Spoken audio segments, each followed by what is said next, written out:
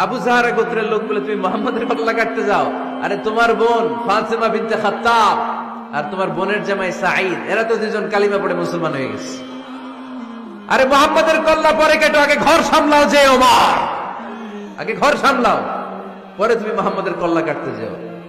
ওমরে ফারুক রেগে গেলেন, রাস্তা ঘুরিয়ে বাড়ির দিকে চলতে আরম্ভ করলেন। রাগে তিনি গড়গড় করছেন। ওমরে ফারুকের বোন ফাতিমা বিনতে খাত্তাব, বোনের জামাই সাঈদ, তাদের দুইজনকে খাব্বাব রাদিয়াল্লাহু তাআলা আনহু সূরা তাহা ঘরের ভিতরে তেলাওয়াত করে শোনাচ্ছিল। পড়েন সুবহানাল্লাহ। সূরা তাহা দিয়ে আল্লাহ একটু পরে ধাক্কা মারবে আরেকটা। ওমরে ফারুক যখন আসলেন, ওমরে ফারুকের আওয়াজ শুনে খাব্বাব রাদিয়াল্লাহু তাআলা আনহু লুকিয়ে গেলেন। ওমরে ফারুক দরজার মধ্যে কড়া নাড়লেন। বোন বলে, কে তুমি? সাইয়েদনা ওমর বললেন, আমি ওমর। খুলে দেওয়া হলো। ঘরের ভেতরে ঢুকেই কথা নাই বার্তা নাই, নিজের আপন বোনকে মারতে শুরু করলো ওমর। বোন জামাইকে আঘাত করতে শুরু করলো। মারতে মারতে নিজের কলিজার টুকরা বোনকে, বোনের জামাইকে সাইয়েদনা ওমরে ফারুক পিটাতে পিটাতে রক্তাক্ত করে ফেললেন। গা দিয়ে ফিনকি বের হয়ে যখন রক্ত বের হয়, সাইয়েদনা ওমরে ফারুকের দিলের মধ্যে মায়া তৈরি হয়ে যায়। সাইয়েদনা ওমরে ফারুক বললেন, আমার কলিজার টুকরা বোন আর বোন জামাই, তোরা কেন মুহাম্মাদের কথায় পাগল হলি? বুঝলাম না কেন মক্কার লোকগুলো পাগল পড়া হয়ে সব মুহাম্মাদের দলে চলে যায়। কি এমন কথা মুহাম্মদ তোদের শোনায়, কি এমন বাণী তোদের শোনায় যে বাণী শুনে সব তোরা মুহাম্মাদের দলে চলে গেলি? কি আছে মুহাম্মাদের কাছে? কি কি জাদুটা? কি কি জাদু পেলি সেখানে? আমার একটু দেখা। বোন ফাতেমা বলে, না ভাই, ইন্নাকা রিজিস, তুমি নাপাক। লা ইয়ামাসসুহু ইল্লাল মুতাহহারুন, পাক পবিত্র না হয়ে আল্লাহর এই কালামে স্পর্শ করা যায় নাকি? আওয়াজ করে বলেন, স্পর্শ করা যায়? ভাই তুমি গোসল করে আসো, তাহলে তোমার হাতে তুলে দিব, তুমি পড়লেই বুঝতে পারবা কি আছে আল্লাহর এই কোরআনে। সুবহানাল্লাহ পড়েন। সাইয়েদনা ওমর ফারুক গোসল করে আসলেন। বোন এবার সূরা তাহা চামড়ার মধ্যে সূরাতু তাহার কিছু অংশ লিখে খাব্বাব রাদিয়াল্লাহু তাআলা আনহু লুকিয়েছিলেন। ওনার হাত থেকে সূরা তাহার অংশটা নিয়ে সাইয়েদনা ওমর ফারুকের বোন ওমর ফারুকের হাতে দিয়ে বলল, ভাই তুমি আসার আগে এই অংশটা সবাই মিলে তেলাওয়াত করছিলাম। ওমর ফারুকের হৃদয়টা তখন একেবারে নরম, কারণ আগে ধাক্কা খাইছে কয়টা? জোরে বলতে হবে। প্রথম ধাক্কাটা কিসের?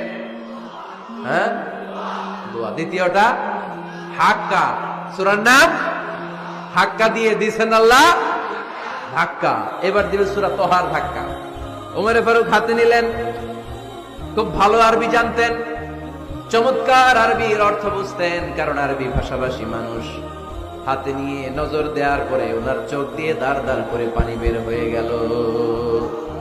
ওমরে ফারুক আয়াতগুলোর দিকে তাকিয়ে পড়তে আরম্ভ করলেন। তাহা মা أنزلنا عليك القرآن لتشقى إلا تذكرة لمن يخشى تنزيلا ممن خلق الأرض والسماوات العلا।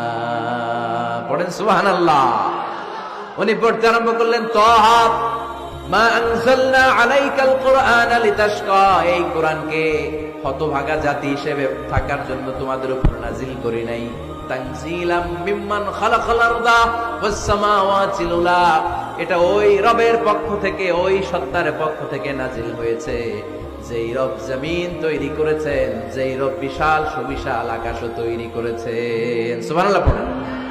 সূরা তাহার এই চমৎকার অসাধারণ শব্দ গাঁথনি দিয়ে এই আয়াতগুলো যখন পড়তে আরম্ভ করলেন, ওমরে ফারুক আর নিজের উপর ব্যালেন্স রাখতে পারলেন না, আর ধরে রাখতে পারলেন না। এবার ডাইরেক্ট অ্যাকশন। এবার কি? এবার কি? 3 নাম্বার ধাক্কা খেয়ে, সূরা তাহার ধাক্কা খেয়ে আর সামলাতে পারলেন না, পাগলের মতো হয়ে গেলেন। বলতে আরম্ভ করলেন, আইনা মুহাম্মদ, মুহাম্মদ কোথায়? সাইয়েদনা খাব্বাব বললেন, বিশ্বনবী সাফা পাহাড়ের পাদদেশে দারুল আরকাম ইবনে আবিল আরকামের ঘরে বসে বসে লুকিয়ে লুকিয়ে কোরআনের দাওয়াত দিচ্ছে। ওমর, তুমি যদি মুহাম্মদ সাল্লাল্লাহু আলাইহি ওয়াসাল্লামের দেখা পেতে চাও, তাড়াতাড়ি দারুল আরকামের ঘরের দিকে ছুটে যাও। ওমর ফারুক তলোয়ার নিয়ে ছুটলেন, পাগলের মতো ছুটলেন, আর ধৈর্য ধারণ করতে পারেন না। বিশ্বনবীর নূরানি চেহারাটা একবার দেখার জন্য পাগলের মতো ছুটতে আরম্ভ করলেন। ওমরে ফারুককে দারুল আরকামের কাছে আসতে দেখে বিশ্বনবীর চাচা হামজা ইবনে আব্দুল মুত্তালিব এসে বলে, নবী তাড়াতাড়ি দারুল আরকামের ঘর থেকে আপনি পালিয়ে অন্য কোথাও চলে যান। ওই যে ওমর ইবনে খাত্তাব নাঙ্গা তলোয়ার নিয়ে আপনার উপর আক্রমণ করার জন্য ছুটে আসছে গো নবী। বিশ্বনবী বললেন, ও আমার সাহাবারা, ও আমার চাচা হামজা, সবাই আপনারা সরে যান, ওমর রে আসতে দেন, ওমর রে বাধা দিয়েন না।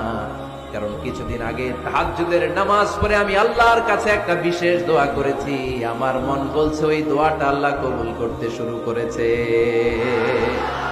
ওমরে ফারুক চলে আসলেন, এসে কোনো কথা নাই, চিৎকার দিয়ে বললেন, আশহাদু আল্লা ইলাহা ইল্লাল্লাহ ওয়া আশহাদু আন্না মুহাম্মাদান আবদুহু ওয়া রাসূলুহু। আমি সাক্ষ্য দিলাম আল্লাহ এক, অদ্বিতীয়, আল্লাহ ছাড়া কোনো ইলাহা নাই, নিশ্চয় আপনি মুহাম্মদ আল্লাহর বান্দা এবং রাসূল। সুবহানাল্লাহ পড়েন। এই কালমা শাহাদাতের ভেতরে আল্লাহর কথা, আমার নবীর কথা ঢুকিয়ে দিয়েছে কে? ওই শাহাদাতের জ্যোতি সাইয়েদনা ওমর ফারুকের হৃদয়টারে উজালা করে দিল। দুনিয়ার সব ভয়কে পেছনে ফেলে এক আল্লাহর ভয়কে অন্তরে ধারণ করে আওয়াজ করে বললেন, আশহাদু আল্লা ইলাহা ইল্লাল্লাহু ওয়াহদাহু লা শারীকা লাহু ওয়া আশহাদু আন্না মুহাম্মাদান আবদুহু ওয়া রাসূলুহু। পড়েন সুবহানাল্লাহ। তিনটা ধাক্কা। কয়টা? সবাই বলতে হবে কয়টা? প্রথম ধাক্কাটা দোয়া, দ্বিতীয় ধাক্কা হাক্কা, তৃতীয় ধাক্কা সূরা তাহা। তিনটা ধাক্কার মাধ্যমে সাইয়েদনা ওমর ফারুককে মুসলমানদের লিডার বানায় দিল কে? ওমর ফারুক কালিমা পড়ে মুসলমান হয়ে গেছে। মুসলিম সাহাবাদের মধ্যে আনন্দের বন্যা বয়ে গেল। বিশ্বনবী খুশি হয়ে গেলেন, আল্লাহ শুকরিয়া করলেন, আল্লাহ তুমি আমার দোয়া ফিরিয়ে দাও নাই, আমি বলেছি দুজনের একজনকে চাই, তুমি ওমর ফারুককে দান করেছো। পড়েন আলহামদুলিল্লাহ। এবার ওমর ফারুক বিশ্বনবীর প্রশ্ন করলেন, নবী আলাসনা আলাল হক, আমি প্রশ্ন করি উত্তর দেন, আমরা কি সত্যের উপর নাই?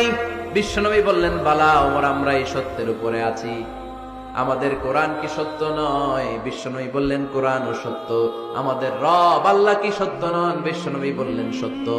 ওমর ফারুক বললেন, তাহলে ফিমাল ইখতিফা, তাহলে লুকিয়ে লুকিয়ে আর গোপনে দাওয়াতি কাজ কেন?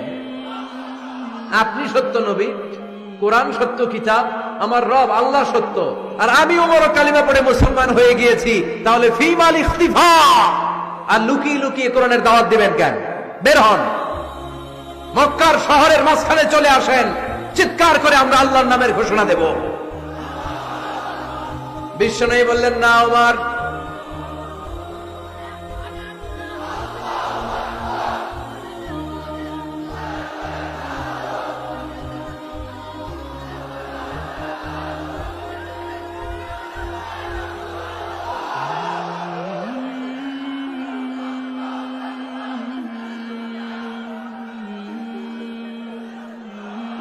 বিশ্বনবী ডেকে বললেন, না ওমর, এটা মাক্কি জীবন, ওমর এটা মাক্কি জীবন, এখানে দাওয়াতি কাজ করব লুকিয়ে লুকিয়ে, আস্তে আস্তে। আল্লাহ যখন আমাদেরকে বিজয়ী করে দিবেন, তখন আমরা প্রকাশ্যে দাওয়াত দিলে কোনো সমস্যা নাই। সাইয়েদনা ওমর ফারুক বলেন, না ও নবী, আমার উপর ছেড়ে দেন, আমি দেখবো আপনি আমারে শুধু মক্কার জমিনে একটা মিছিল দেওয়ার অনুমতি দেন। কিসের অনুমতি? আল্লাহর নামের তাকবীর দেওয়ার অনুমতি দেন। বিশ্বনবী বললেন, ঠিক আছে, সাবধানে তাকবীর দিও। ওমর ফারুক তাকবীর দেওয়ার জন্য লোক খুঁজতে আরম্ভ করলেন। মুসলিম 11 জন সাহাবাকে খুঁজে পেলেন। কয়জন? ওমর ফারুক বললেন 11 জনই চলবে। 11 জনকে 2 লাইন করলেন। কয় লাইন? পিছনে 6 জন, সামনে 5 জন। পিছনের লাইনের নেতা বানিয়ে দিলেন বিশ্বনবীর চাচা হামজা ইবনে আব্দুল মুত্তালিবকে। প্রথম লাইনের 5 জনের নেতৃত্ব দিতে আরম্ভ করলেন সাইয়েদনা ওমর ফারুক নিজেই। 2 লাইন তাকবীর দিতে জানলে বেশি মানুষ লাগে না, 10 জন দিয়ে গোটা বিশ্বটারে কাঁপিয়ে দেয়া যায়। 11 জন, 6 আর 5। ওমর ফারুক সামনে দাঁড়ালেন। ওমর ফারুক সামনে দাঁড়িয়ে এবার আল্লাহর নামের স্লোগান দিবেন। ওমর ফারুক বলেন, আমরা খুব লম্বা চূড়া স্লোগান দিব না, খুব ছোট্ট। দারুল আরকামের ঘর থেকে কাবা ঘর পর্যন্ত, বাইতুল্লাহ পর্যন্ত, এতটুকু জায়গা আমরা তাকবীর দিতে দিতে সামনের দিকে এগোবো। পৃথিবীর কোনো শক্তি আমাদেরকে থামায় দিতে পারবে না। ওমরে ফারুক তখন এক বাক্যের একটা ভাষণ দিলেন। কয় বাক্যের? ওমরে ফারুক সামনে দাঁড়িয়ে বললেন, মান আরাদা আন তাসকুলা উম্মু ইয়া জামা ওয়ালাদু তারমিলা যাওজাতুহু ফালিয়াসুদ্দানি। কে আছো? মান আরাদা আন তাসকুলা উম্মু, কে আছো মায়ের বুক খালি করতে চাও? ইয়া জামা ওয়ালাদু, কে আছো বাচ্চাগুলারে, সন্তানগুলারে ইতিম বানাতে চাও? তারমিলা যাওজাতুহু, কার এত বড় বুকের পাটা আছে দেখি, কে আছো স্ত্রীকে বিধবা বানাতে চাও? বুকের পাটা থাকলে আমি উমরে থামাও, যদি সাহস থাকে আমি উমরের মিছিল থামাও। ওমর ফারুক শুরু করলেন, আল্লাহু আকবার, আল্লাহু আকবার, আল্লাহু আকবার। স্লোগান দিতে দিতে সাইয়েদনা ওমর ফারুক কাবার গিলাফ যে স্পর্শ করলেন, ওমর ফারুকের এই স্লোগান কেউ থামাতে পারে নাই। কিয়ামত পর্যন্ত এই আল্লাহর নামের স্লোগান কেউ থামাতে পারবে না। চিল্লায় বলো ঠিক কিনা?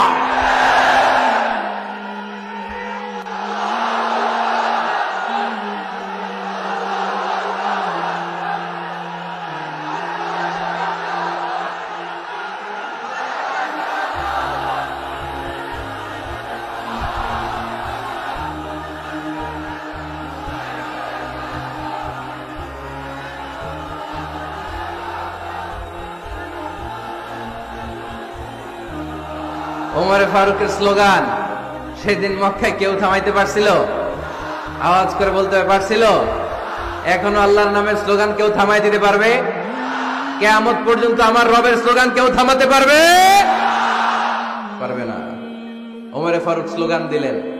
আবু জাহেল, উতবা, শাইবা, ওয়ালিদ ইবনে মুগীরা আল্লাহু আকবার ধ্বনি শুনে বাইরে আসছে। কিরে, এত বড় স্লোগান, আমাদের কাছ থেকে পারমিশন নেয় নাই, অনুমতি নেয় নাই। অনুমতি নেওয়া ছাড়াই স্লোগান শুরু। বের হয়ে দেখে মিছিলের সামনে ওমর। ওমরে ফারুককে দেখে আবু জাহেল দিছে এক দৌড়, উতবা দিছে আরেক দৌড়, সাহেবা দিছে বহু দৌড়। সুবহানাল্লাহ পড়বেন না? এজন্য ওমর বেশি লাগে না, ওমর লাগে একজন। চিল্লায় বলতে হবে, ওমরে ফারুক লাগে কয়জন? একজন। ওমরই গোটা বিশ্বের চেহারা পাল্টে দিতে সক্ষম। চিল্লায় বলেন ঠিক কিনা? গোটা বিশ্বে মুসলমানদের আছে করুণ অবস্থা। আমাদের কোনো সেন্ট্রাল লিডারশিপ নাই। আমাদের মুসলিম দেশগুলোরে এক করে রাখবে, ভাইয়ের ভাইয়ের মতো রাখবে, আমাদের স্বার্থ নিয়ে কথা বলবে, এরকম নেতা আমাদের নাই। ঠিক কিনা? আমরা সেই ওমরে ফারুকের অপেক্ষায়, আমরা সেই ইমাম আল মাহাদির অপেক্ষায়, যার একটা হুঙ্কারে আর আহ্বানে গোটা বিশ্বের সব মুসলমান এক প্ল্যাটফর্মে চলে আসবে। ওইরকম নেতা একজন লাগবে। কয়জন? গোটা মুসলিম উম্মাহকে একত্রিত করার জন্য একজন ওমরই যথেষ্ট। ঠিক কিনা?